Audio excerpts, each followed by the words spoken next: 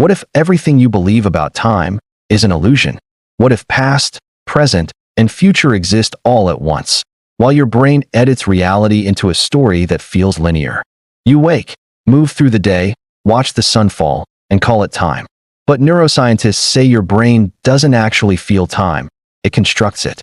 Every second you think you're re-experiencing now is already a memory your brain stitched together a fraction of a moment ago. The physicist Albert Einstein once said, "The distinction between past, present, and future is only a stubbornly persistent illusion." Modern neuroscience is finally catching up to that idea. Inside your brain, there isn't one master clock. There are dozens of tiny timing circuits in the cerebellum, the basal ganglia, and especially in the prefrontal cortex. Each keeps its own rhythm, estimating intervals, predicting when events should occur. When you hear music, these circuits synchronize beats. When you catch a ball, they predict trajectory. But none of them track time the way a watch does. They track change. Your perception of time is a reflection of how fast your brain processes change in the world around you. When information flow slows, like during meditation or danger, time feels stretched. When sensory data floods your brain, like during excitement, time compresses. Time bends, not in space, but in your mind. In 2024, researchers at the University of Oslo used ultra-fast fMRI to watch how the brain sequences events. They discovered something strange. The brain doesn't record events in a linear order.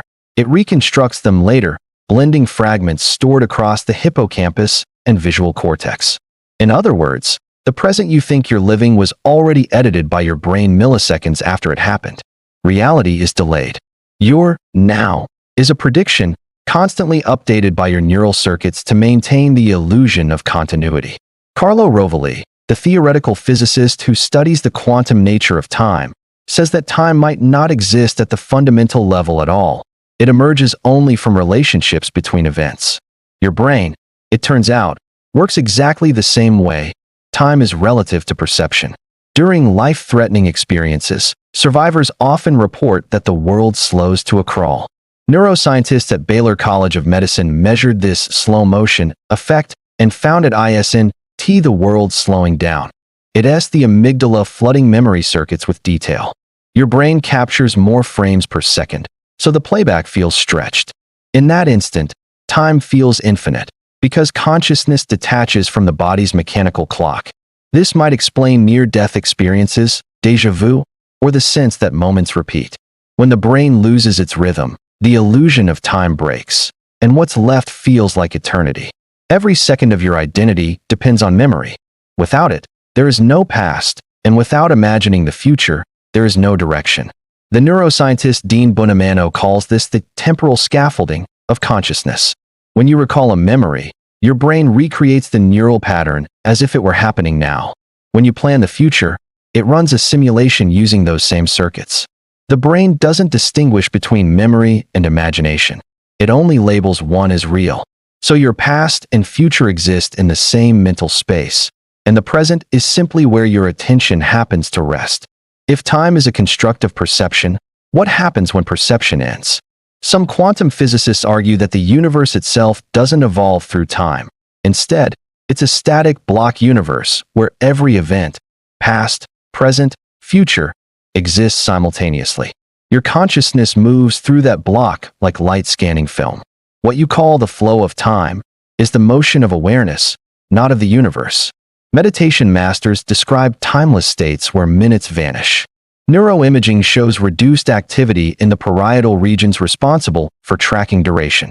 When those circuits quiet, the sense of time dissolves, and what remains is pure experience, unbound and eternal. If time doesn't exist the way we think, then aging, loss, and even death might not mean what we imagine. The atoms that form your body were once inside stars.